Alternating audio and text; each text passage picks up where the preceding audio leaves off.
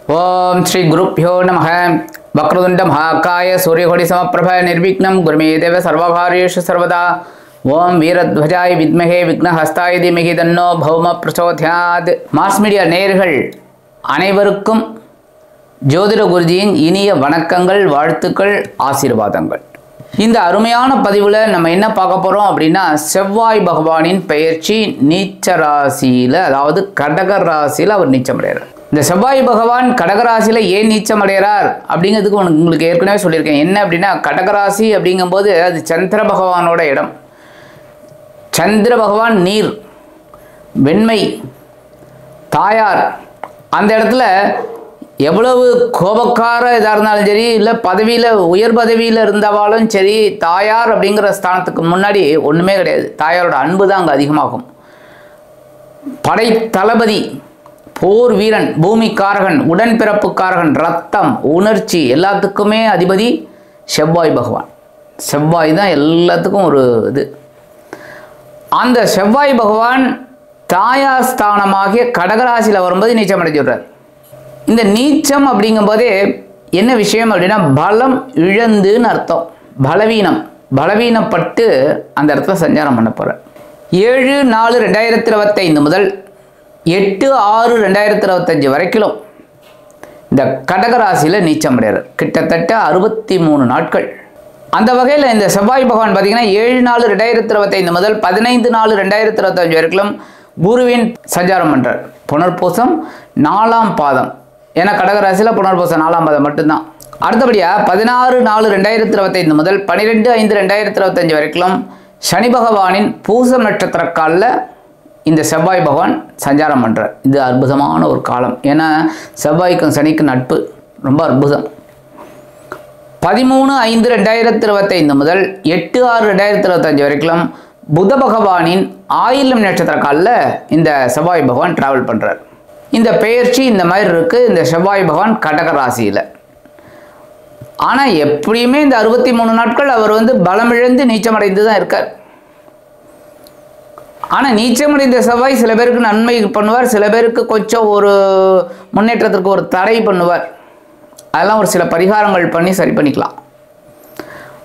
அந்த வகையில் இந்த நீச்சமடைந்த செவ்வாய் பகவான் 63 நாட்களும் ஒவ்வொரு ராசிக்கும் என்னென்ன பலாபலன்களை கொடுக்க போகிறாருங்கிறத பற்றி இப்போ நம்ம பார்ப்போம். இப்போ இந்த பதிவுக்கு போகலாமா? எனதருமை விருச்சிக ராசி அன்பர்களே, இந்த அருமையான பதிவில் நம்ம என்ன பார்க்க போகிறோம் அப்படின்னா, செவ்வாய் பகவானின் பெயர்ச்சி நீச்சம். இந்த செவ்வாய் பகவான் உங்களுக்கு யாருன்னு பார்த்தீங்கன்னா ராசிநாதன், பகைரோன ரோகாதிபதி. உங்களுக்கு செவ்வாய் பகவான் தான் நல்லவர் கெட்டவர், ஹீரோ வில்லன்.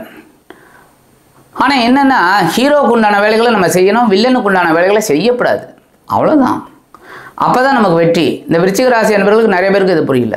என்னென்னா, ராசிநாதன் கோபத்தை குறை, உணர்ச்சி வேகத்தில் பேசாத, உடல் ஆரோக்கியத்தில் கவனமாக ராசிநாதன். அதே சமயம் பகரோன ரோகாதிபதி, உத்தியோகத்தில் நான் தான் அப்படிங்கிற அகந்தையை அழிச்சிட்டு அரவணைச்சு போ. உத்தியோகத்தில் உனக்கு உயர்வு. கடன்கள் வந்துட்டே இருக்கும், வாங்காத, கரெக்டாக கடன் சுமையே இருக்காது. உடல் ஆரோக்கியம் கவனமாக இருக்கணும்னு சொல்லிட்டேன். ஆக இந்த ராசிநாதனும் பகரோன ரோகாதிபதியுமான செவ்வாய் பகவான் இது வரைக்கும் எங்கே இருந்தாருன்னா அஷ்டம ராசியான 8ஆம் இடத்துல மறைந்து சில கஷ்டங்களை கொடுத்தார். இல்லைன்னு சொல்லவே முடியாது. கிட்டத்தட்ட உங்களுக்கு கிட்டத்தட்ட 3-4 மாதமே பிரச்சனை தான். உடல் ஆரோக்கியம் நல்லபடியாக தான் இருக்குது. ஆனால் மருத்துவ செலவுகள் மட்டும் குறைஞ்சபாடு இல்லை. அது மட்டும் பில்லு ஏறிண்டே தான் இருக்குது. மாத்திரை மருந்து சாப்பிட்டுட்டே தான் இருக்கீங்க. ஆனால் உடம்புல ஒன்றுமே இல்லை, பிரச்சனைகளே இல்லை.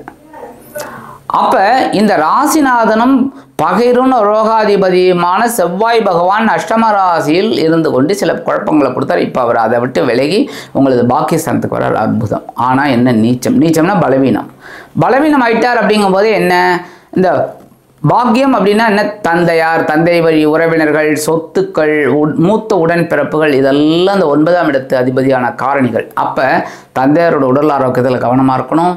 பேசுகிற வார்த்தைகள், உடல் ஆரோக்கியம், எடுக்கிற காரியங்கள், உத்தியோகத்தில், தொழில் வியாபாரத்தில் எல்லாத்துலேயுமே கவனமாக இருக்கணும்.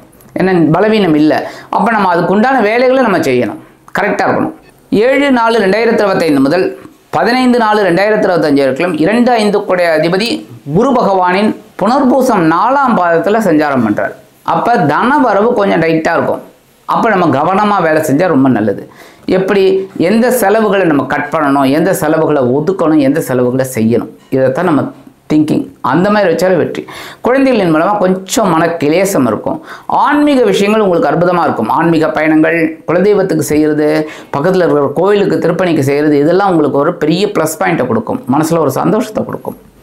16/4/2025 முதல் 12/5/2025 வரைக்கும் 3 நாளுக்குடைய அதிபதி சனீஸ்வர பகவானின் பூச நட்சத்திர காலில் ட்ராவல் பண்ணுற நேரம் அற்புதமான ஒரு நேரம். அவர் பலம் இல்லை அப்படின்னாலும் ட்ராவல் பண்ணுற அந்த சனீஸ்வர பகவான் பலமாக இருக்கிறதுனால உங்களுக்கு சில நன்மைகளை கொடுப்பார், முயற்சிகளை வெற்றியடைய வைப்பார்.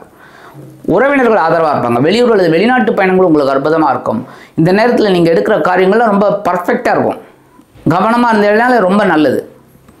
13/5/2025 முதல் 8/6/2025 வரைக்கும் 8/11 அதிபதி புத பகவானின் ஆயில்யம் நட்சத்திர காலில் இந்த செவ்வாய் பகவான் டிராவல் பண்ணுறார். ஆயுள் விருத்தி அடையணும் அப்படின்னாலே உடல் ஆரோக்கியம் கவனிக்கப்பட வேண்டும். எப்போவுமே எல்லாருக்குமே ஆயுள் விருத்தி அப்படின்னாலும் உடம்பு கவனிச்சுக்கணும். ஏன்னா ஸ்பேர் பார்ட்ஸ்லாம் கரெக்டாக இருக்கணும். சாப்பிட்டு குடலை கெடுத்துக்கிறது இந்த மாதிரிலாம் இருந்தால் கஷ்டம்.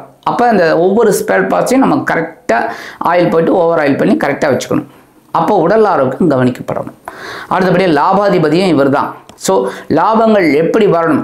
செவ்வாய் நீச்சம் அதை விட்டுருங்க. அவர் நீச்சம் அடைஞ்சு 63 நாள் நீச்சமாக தான் இருப்பார், பலம் இழந்து தான் இருப்பார். நம்ம பலமாக வேலை செய்யணும்.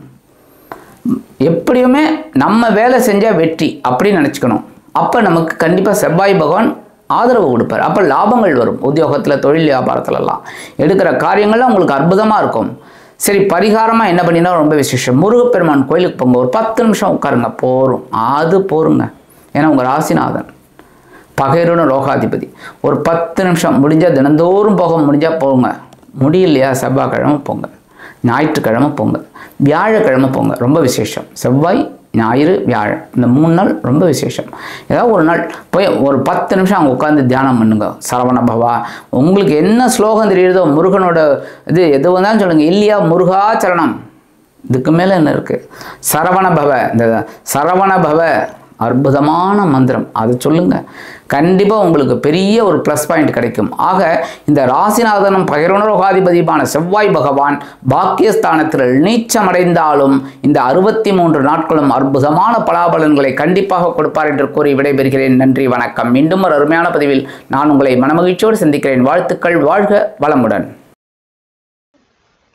இந்த சேனல் உங்களுக்கு பிடிச்சிருந்தா மறக்காம சப்ஸ்கிரைப் பண்ணுங்க, ஷேர் பண்ணுங்க, லைக் பண்ணுங்க, கமெண்ட் பண்ணுங்க.